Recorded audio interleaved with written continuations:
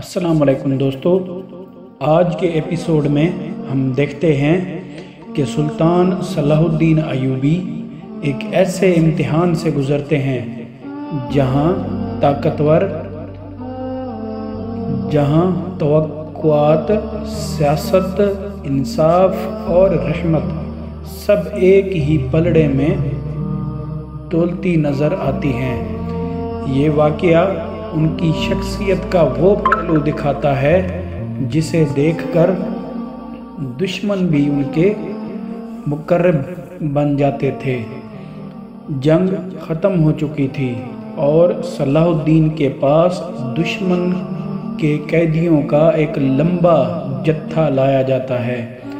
कुछ ज़ख्मी, कुछ थके हुए और कुछ डर और मायूसी में झूल रहे। अचानक एक बूढ़ा कैदी चलते चलते गिर जाता है। सलाहुद्दीन फौरन उठकर उसके पास जाते हैं और अपना मशकिया खुद उठाकर उसके होंठों तक ले जाते हैं। सारे लश्कर की आंखें हैरान रह जाती हैं। कुछ सिपाही अर्ज करते हैं, अमीर, ये हमारे दुश्मन हैं, उन्हें रहम कैसे? सलाहुद्दीन मुस्कुराते हैं और कहते हैं, इंसाफ और रहम हमारी ताकत हैं, हमारी कमज़ोरी नहीं। सलाहुद्दीन कैदियों को गौर से देखने लगते हैं। फिर अचानक उनकी नज़र एक जवान कैदी पर टिक जाती है। वो शख्स किसी बहुत बड़ी बात को छुपाने की कोशिश कर रहा होता है। तहकीक पर पता चलता है कि वो जवान कैदी असल में एक राजी पलट दिया गया जासूस है।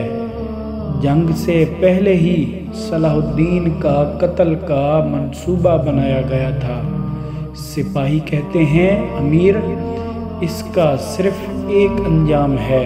मगर सलाहुद्दीन कहते हैं, जासूस होना उसका जुर्म है, मगर इंसान होना उसका हक भी है। और फिर वो फैसला करते हैं, इसे आज़ाद कर दिया जाए ताकि दुनिया देखे कि इंसानियत तलवार से ज़्यादा ताकतवर होती है। कैदियों को रिहा कर दिया जाता है। वो सब रोने लगते हैं और एक बूढ़ा कैदी कहता है, ऐसी अज़मत सिर्फ एक असली मुजाहिद में होती है।